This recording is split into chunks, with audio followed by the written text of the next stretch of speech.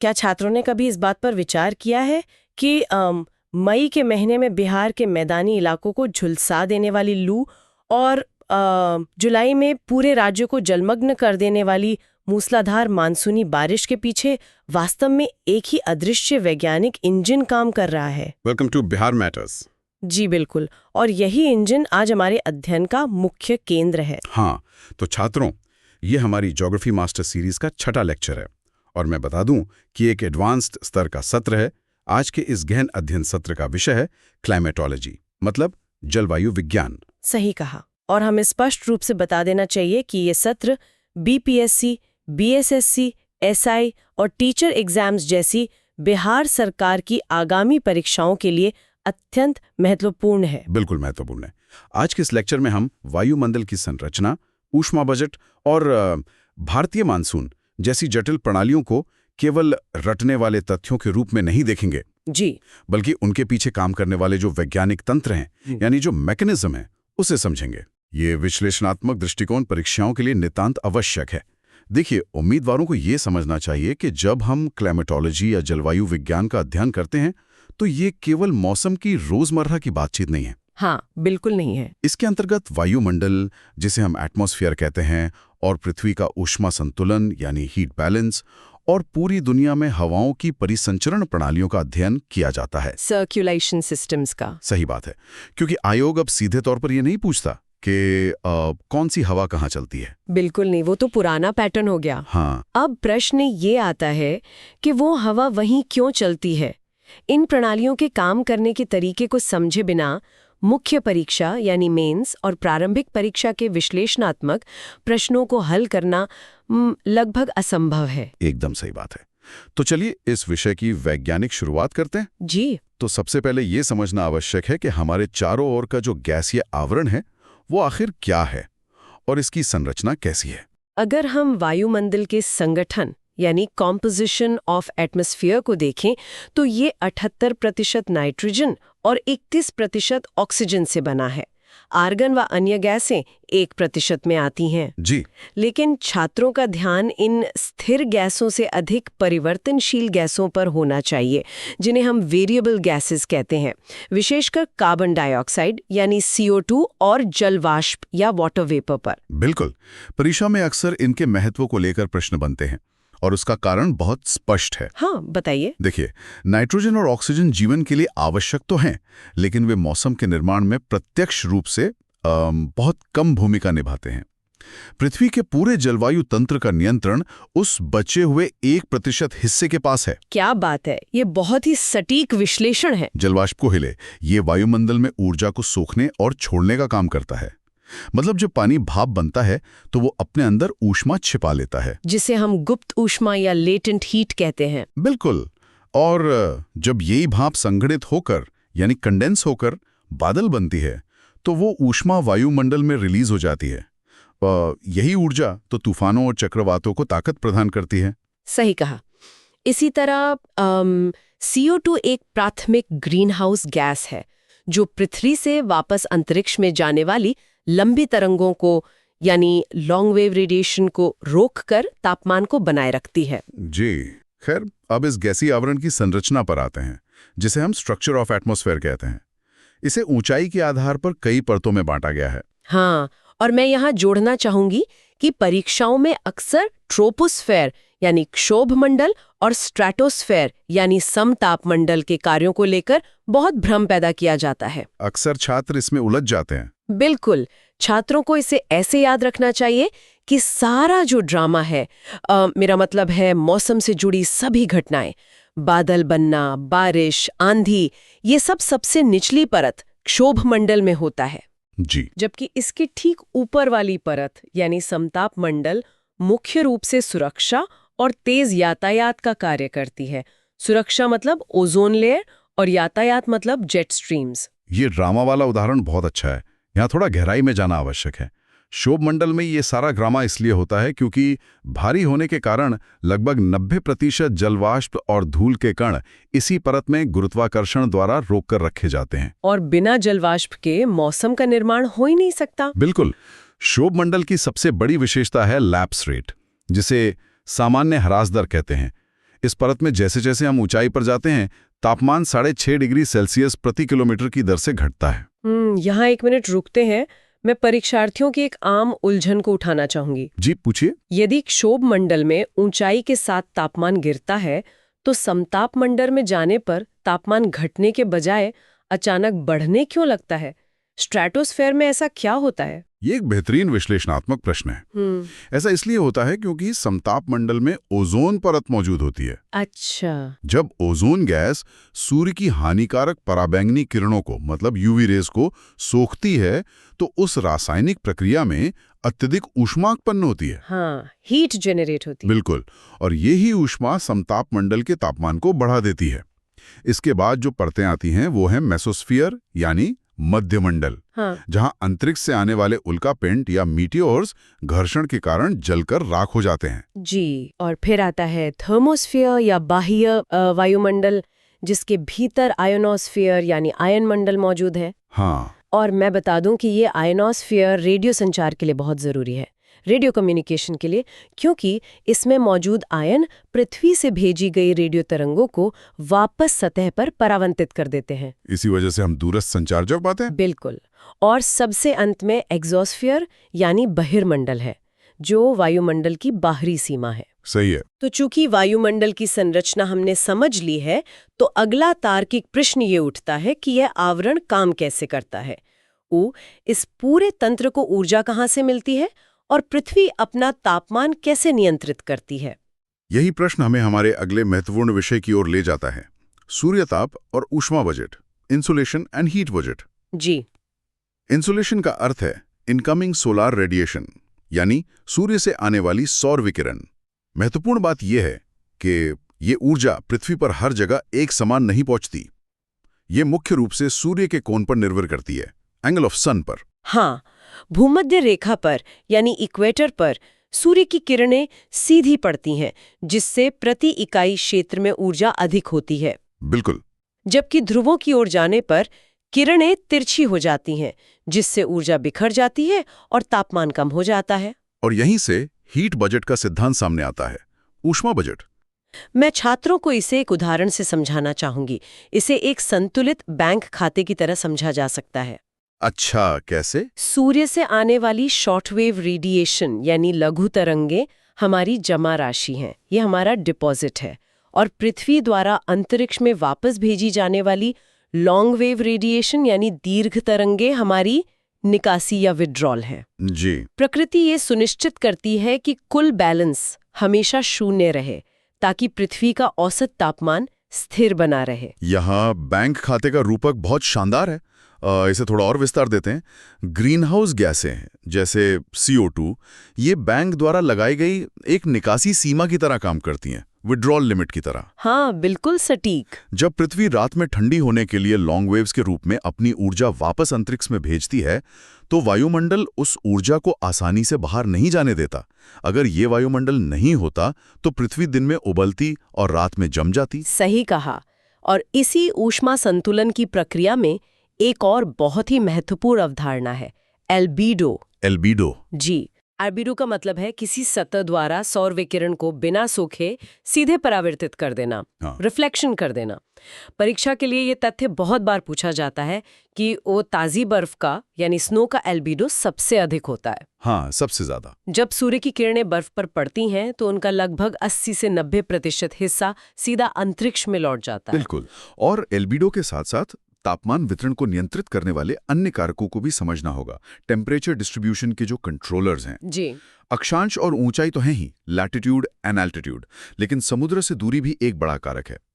पानी जमीन की तुलना में देर से गर्म और देर से ठंडा होता है, इसलिए तटीय क्षेत्रों का तापमान सम रहता है, मॉडरेट रहता है।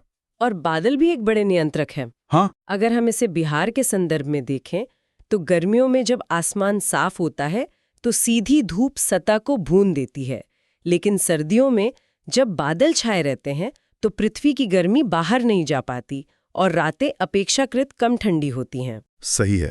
तापमान के ऐसी वितरण से जुड़ी एक बहुत ही रोचक और परीक्षा की दृष्टि से मैं कहूँगा वेरी इंपॉर्टेंट घटना है इन्वर्जन ऑफ टेम्परेचर, यानी तापमान का व्युत्क्रमण। बिल्कुल। जैसा कि हमने पहले देखा, सामान्यतः ऊंचाई के साथ तापमान कम होना चाहिए, लेकिन व्युत्क्रमण में ये उल्टा हो जाता है। नीचे ठंडी हवा और ऊपर गर्म हवा की परत बन जाती है। इसके पीछे का तंत्र बहुत दिलचस्प है। सर्दियों की लंबी रातों में जब आसमान साफ होता है और हवा शांत होती है तो पृथ्वी तेजी से अपनी ऊष्मा अंतरिक्ष में छोड़ देती है। जी। इससे पृथ्वी की सतह बहुत ठंडी हो जाती है। सतह के सीधे संपर्क में आने वाली हवा भी ठंडी और भारी हो जाती है, लेकिन सतह से थोड़ा ऊपर की हवा अब भी अपेक्षाकृत गर्म होती है। और भारी ठंडी हवा नीचे बैठ जाती है। बिल्कुल। और गर्म हवा उसके ऊपर एक ढक्कन की तरह काम करती है, एक लिड बन जाती है। यही कारण है कि सर्दियों में बिहार के गांवों और शहरों में जलने वाले अलाव का धुआं ऊपर नहीं जा पाता और सतह के पास ही स्मॉग के रूप में फंस जाता है। सही कहा आपने। खैर, अब यहाँ हमें विषयों को आपस में जोड़ना होगा। पृथ्वी पर तापमान में जो ये भारी अंतर आता है, कहीं बहुत गर्मी कहीं बहुत ठंड, उसी से वायुदाब में अंतर पैदा होता है, एयर प्रेशर में। जी। और ये वायुदाब का अंतर ही हवाओं को जन्म देता है, विंड्स को। चलिए वायुदाब पेटियों को समझते हैं, प्रेशर बेल्ट्स। हाँ। पृथ्वी पर मुख्य रूप से इक्वेटोरियल लो यानी भूमध्य रेखीय निम्न वायुदाब, सब ट्रॉपिकल हाई, सब पोलर लो और पोलर हाई पेटियां पाई जाती हैं। इसका सीधा सा भौतिक नियम है, जहां तापमान ज्यादा होगा वहां हवा गर्म होकर फैलेगी और हल्की होकर ऊपर उठेगी, जिससे सतह पर निम्न वायुदाब बनेगा, लो प्रेशर। देखिए, प्रकृति संतुलन चाहती है, इसलिए हवा हमेशा हाई प्रेशर से लो प्रेशर की ओर बहने लगती है। सही है। और हवाओं को दिशा और गति देने वाले 3 मुख्य बल होते हैं। प्रेशर ग्रेडियंट फोर्स यानी पीजीएफ, कोरियोलिस फोर्स यानी कोरियोलिस बल और फ्रिक्शन या घर्षण। जी। यहाँ छात्रों को पीजीएफ और कोरियोलिस फोर्स के बीच का अंतर स्पष्ट होना चाहिए। पीजीएफ हवा को गति प्रदान करता है। ये एक इंजन की तरह है जो हवा को हाई प्रेशर से लो प्रेशर की तरफ धकेलता है। बिल्कुल। लेकिन कोरियोलिस बल उसे दिशा देता है, एक स्टीयरिंग व्हील की तरह। ये स्टीयरिंग व्हील कैसे काम करता है इसे समझना महत्वपूर्ण है। पृथ्वी अपने अक्ष पर पश्चिम से पूर्व की ओर घूम रही है। हाँ। भूमध्य रेखा पर पृथ्वी के घूमने की गति सबसे तेज होती है, जबकि ध्रुवों पर लगभग 0। इस घूर्णन गति में अंतर के कारण जब हवा एक अक्षांश से दूसरे अक्षांश की ओर बढ़ती है तो वह सीधी रेखा में नहीं चल पाती। उत्तरी गोलार्ध में हवाएं अपनी दाईं ओर मुड़ जाती हैं, बिल्कुल राइट साइड में, और दक्षिणी गोलार्ध में बाईं ओर यानी लेफ्ट में मुड़ जाती हैं। इसे ही कोरियोलिस प्रभाव कहते हैं। और घर्षण सतह के पास हवा की गति को धीमा करता है, जिससे हवाएं समदाब रेखाओं को पार कर पाती हैं। इन सभी बलों के आपसी तालमेल से पृथ्वी पर विभिन्न प्रकार की पवनें चलती हैं। Wind types. जी। पहली है प्लैनेटरी विंड्स या भूमंडलीय पवनें, जो साल भर एक ही दिशा में बहती हैं, जैसे ट्रेड विंड्स, वेस्टर्लीज और पोलर ईस्टर्लीज। व्यापारिक, पछुआ और ध्रुवीय पूर्वी पवनें। हाँ। दूसरी है पीरियोडिक विंड्स यानी मौसमी पवनें, जो मौसम के अनुसार दिशा बदलती हैं, जैसे लैंड एंड सी ब्रीज और हमारा सबसे महत्वपूर्ण मॉनसून। और तीसरी श्रेणी है लोकल विंड्स, स्थानीय पवनें। जी। ये किसी विशेष क्षेत्र के तापमान और वायुदाब के स्थानीय अंतर के कारण उत्पन्न होती हैं। बिहार और उत्तर भारत के लिए लू इसका सबसे बड़ा उदाहरण है। लू। बिल्कुल। मई जून में जो चलती है। हाँ, थार मरुस्थल के अत्यधिक गर्म होने से जो निम्न वायुदाब बनता है वो इस गर्म और शुष्क हवा को जन्म देता है। परीक्षाओं के लिए अन्य देशों की स्थानीय पवनें भी याद रखनी होंगी, जैसे उत्तरी अमेरिका के रॉकी पहाड़ों पर चलने वाली गर्म चिनुक। जी। यूरोप में आल्प्स पर्वतों की फोन और फ्रांस की ठंडी हवा मिस्ट्रॉल। सही है। अब जब ये हवाएं विशेष रूप से समुद्री क्षेत्रों के ऊपर से गुजरती हैं तो वे नमी ग्रहण कर लेती हैं। ये हमें जलवायु विज्ञान के अगले चरण पर लाता है, आर्द्रता, वर्षण और चक्रवात, ह्यूमिडिटी, प्रेसिपिटेशन एंड साइक्लोन्स। जी। आर्द्रता हवा में मौजूद जलवाष्प की मात्रा है। इसे 3 रूपों में मापा जाता है। एब्सोल्यूट आर्द्रता, जो हवा के एक निश्चित आयतन में जलवाष्प का कुल वजन है। स्पेसिफिक आर्द्रता, जो हवा के कुल वजन के मुकाबले जलवाष्प का वजन है। और अंत में रिलेटिव आर्द्रता। परीक्षा के दृष्टिकोण से रिलेटिव ह्यूमिडिटी यानी सापेक्ष आर्द्रता सबसे महत्वपूर्ण है। हाँ, बिल्कुल। इसका अर्थ है कि एक निश्चित तापमान पर हवा जितनी नमी सोख सकती है उसकी क्षमता की तुलना में अभी उसके पास कितनी नमी है। इसे प्रतिशत में व्यक्त किया जाता है। छात्रों को इसके प्रभाव को समझना चाहिए। बिल्कुल। जुलाई के महीने में पटना में 35 डिग्री सेल्सियस तापमान भी असहनीय क्यों लगता है? क्योंकि हवा में सापेक्ष आर्द्रता लगभग 100% होती है। सही कहा, हवा संतृप्त हो चुकी है, सैचुरेटेड हो गई है, वो और नमी नहीं ले सकती। इसलिए हमारे शरीर का पसीना वाष्पीकृत नहीं होता और हमें अत्यधिक गर्मी लगती है। और जब हवा संतृप्त हो जाती है तो संघनन की प्रक्रिया शुरू होती है, कंडेंसेशन। जी। संघनन के रूप तापमान पर निर्भर करते हैं। यदि तापमान हिमांक से ऊपर है, फ्रीजिंग पॉइंट से ऊपर है, तो जमीन पर ओस और हवा में कोहरा बनता है। Hue and fog. हाँ, यदि तापमान हिमांक से नीचे है तो पाला पड़ता है, फ्रॉस्ट। और जब यही संघनन हवा में ऊंचाई पर धूल कणों के चारों ओर होता है तो बादल बनते हैं। पानी की बूंदें इतनी भारी हो जाती हैं कि वायुमंडल उन्हें रोक नहीं पाता है, तो वर्षण होता है, रेनफॉल। जी। तंत्र के आधार पर वर्षा 3 प्रकार की होती है। पहली, कन्वेक्शनल वर्षा या संवहनीय वर्षा। गर्मियों की दोपहर में सतह बहुत गर्म होती है, हवा तेजी से ऊपर उठती है, ठंडी होती है और अचानक तेज बारिश कर देती है। दूसरी है ओरोग्राफिक या पर्वतीय वर्षा, जब नमी से भरी हवा किसी पहाड़ से टकराकर ऊपर उठने को मजबूर होती है। पश्चिमी घाट इसका बेहतरीन उदाहरण है। बिल्कुल। और तीसरी, साइक्लोनिक वर्षा, जब दो अलग अलग तापमान वाली हवाएं, जिन्हें हम फ्रंट्स कहते हैं, आपस में टकराती हैं। हाँ, चक्रवाती वर्षा का संबंध सीधे तौर पर साइक्लोन से है। चक्रवात और प्रतिचक्रवात के तंत्र में क्या अंतर है, ये बहुविकल्पीय प्रश्नों में MCQs में अक्सर पूछा जाता है। जी। चक्रवात के केंद्र में हमेशा निम्न वायुदाब होता है, लो प्रेशर।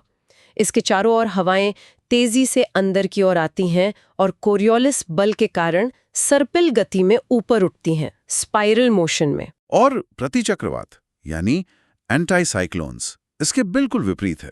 इसके केंद्र में उच्च वायुदाब होता है, हाई प्रेशर। हवाएं ऊपर से नीचे की ओर बैठती हैं और बाहर की ओर फैलती हैं। चूंकि हवा नीचे आ रही है, इसलिए बादल नहीं बन पाते और मौसम बिल्कुल साफ रहता है, क्लियर वेदर।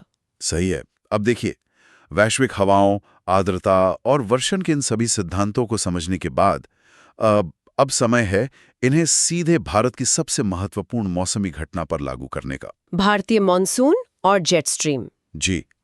उम्मीदवारों के लिए ये अनुभाग परीक्षाओं के दृष्टिकोण से सबसे अधिक महत्वपूर्ण है, वेरी इंपॉर्टेंट। मॉनसून कोई जादुई घटना नहीं है, ये जमीन और पानी के अलग अलग दर से गर्म होने का सीधा परिणाम है, डिफरेंशियल हीटिंग का। हाँ। गर्मियों में विशाल भारतीय उपमहाद्वीप तेजी से गर्म होता है, जिससे एक गहरा लो प्रेशर बन जाता है, जबकि हिंद महासागर अपेक्षाकृत ठंडा रहता है, तो वहां हाई प्रेशर रहता है। लेकिन केवल जमीन के गर्म होने से इतना विशाल मानसून तंत्र नहीं बनता। यहाँ ITCZ का खिसकना सबसे बड़ी भूमिका निभाता है। Intertropical convergence zone. जी, ITCZ वह निम्न वायुदाब का क्षेत्र है जहां दोनों गोलार्धों की व्यापारिक हवाएं आपस में टकराती हैं। गर्मियों में जब सूर्य कर्क रेखा पर, ट्रॉपिक ऑफ कैंसर पर सीधा चमकता है, तो ये पूरी भूमध्य रेखीय प्रणाली खिसककर उत्तर भारत के ऊपर आ जाती है। और इसी समय क्षोभ मंडल के ऊपरी हिस्से में चलने वाली जेट स्ट्रीम्स पूरा खेल बदल देती हैं। इसे एक ट्रैफिक पुलिस के रूपक से समझते हैं। अच्छा। सर्दियों में हिमालय के दक्षिण में एक सब ट्रॉपिकल वेस्टर्ली जेट स्ट्रीम बहती है, उपोष्ण कटिबंधीय पछुआ जेट स्ट्रीम। ये ट्रैफिक पुलिस की तरह मानसून को भारत में घुसने से रोकती है। जी। लेकिन गर्मियों में तिब्बती पठार एक विशाल हीटर की तरह काम करता है। वहां से उठने वाली गर्म हवा इस पछुआ जेट स्ट्रीम को हिमालय के उत्तर में धकेल देती है। और जैसे ही ये पछुआ जेट स्ट्रीम हटती है, उसकी जगह एक नई ट्रॉपिकल ईस्टर्ली जेट स्ट्रीम ले लेती है, उष्णकटिबंधीय पूर्वी जेट स्ट्रीम। बिल्कुल। ये बदलाव एक ग्रीन सिग्नल की तरह है जो अचानक मानसून के फटने का कारण बनता है। ऑनसेट का मानसून के मुख्य रूप से 3 चरण होते हैं। आगमन, जब ये केरल तट से टकराता है। जी। फिर आता है विराम या ब्रेक, जब कुछ हफ्तों के लिए बारिश रुक जाती है क्योंकि ITCZ अपनी जगह से खिसक जाता है। और अंत में वापसी यानी विथड्रॉल। हवाओं की दिशा के आधार पर मानसून 2 प्रकार का है। पहला है साउथ वेस्ट मानसून, दक्षिण पश्चिम मानसून, जो गर्मियों में समुद्र से जमीन की ओर बहता है और पूरे देश में बारिश लाता है। और दूसरा है नॉर्थ ईस्ट मानसून। हाँ, उत्तर पूर्व मानसून, जो सर्दियों में जमीन से समुद्र की ओर बहता है। यह बंगाल की खाड़ी से नमी उठाता है और मुख्य रूप से तमिलनाडु के तट पर भारी वर्षा करता है। मानसून के इस बृहद स्वरूप को समझने के बाद अब हमें इसे अपने राज्य के स्तर पर देखना चाहिए, जो बीपीएससी और बीएसएससी परीक्षाओं का मुख्य केंद्र है। जी। जलवायु वर्गीकरण और बिहार कनेक्शन। वैश्विक स्तर पर जलवायु को वर्गीकृत करने का सबसे प्रामाणिक तरीका कॉपिन क्लासिफिकेशन है। कॉपिन का वर्गीकरण। कॉपिन ने यह वर्गीकरण करने के लिए मुख्य रूप से टेम्परेचर और प्रेसिपिटेशन यानी तापमान और वर्षण के सांख्यिकी आंकड़ों का उपयोग किया। हाँ। बिहार के संदर्भ में बात करें तो कोपिन के वर्गीकरण के अनुसार बिहार की जलवायु ह्यूमिड सब ट्रॉपिकल श्रेणी में आती है, आर्द्र उपोष्ण कटिबंधीय, जिसे CWG या CAWA कहते हैं। ह्यूमिड सब ट्रॉपिकल स्वरूप के कारण ही बिहार को मौसम के 2 चरम देखने पड़ते हैं। एक्सट्रीम्स देखने पड़ते हैं। गर्मियों में अत्यधिक तापमान और स्थानीय वायुदाब में कमी के कारण लू का भारी प्रकोप रहता है। जी। और इसके ठीक बाद दक्षिण पश्चिम मानसून के आगमन से भारी मानसूनी वर्षा होती है। हिमालय की तलहटी से सटे होने के कारण पर्वतीय वर्षा का प्रभाव भी दिखता है। Orographic rainfall. बिल्कुल, जिससे नदियां उफान पर आ जाती हैं और ये क्षेत्र अत्यधिक फ्लड प्रोन बन जाता है, बाढ़ की प्रवृत्ति वाला क्षेत्र। छात्रों को इस पूरे व्याख्यान से कुछ अत्यंत महत्वपूर्ण अल्ट्रा रिविजन बिंदुओं को दृढ़ता से याद रखना चाहिए। ये स्नैपशॉट है। जी, बताइए। पहला, वायुमंडल की परतों में शोभमंडल वो जगह है जहां सारा मौसम बनता है और समताप मंडल ओजोन के कारण गर्म होता है। हाँ। दूसरा, हवाओं की गति PGF से और दिशा कोरियोलिस बल से तय होती है।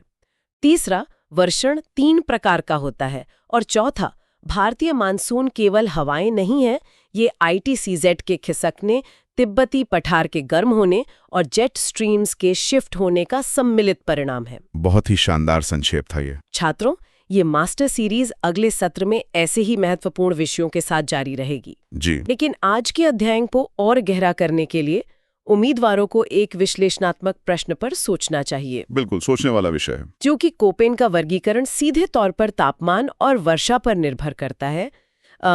तो छात्रों को ये सोचना चाहिए कि यदि ग्लोबल वार्मिंग के कारण पृथ्वी का हीट बजट स्थायी रूप से बदल जाता है और औसत तापमान बढ़ जाता है, तो क्या भविष्य में बिहार की जलवायु ह्यूमिड सब ट्रॉपिकल से किसी अन्य अधिक उग्र श्रेणी में स्थानांतरित हो सकती है? बहुत ही उम्दा प्रश्न है। इस प्रश्न पर विचार करें, अपनी तैयारी जारी रखें। धन्यवाद। ये था बिहार मैटर्स।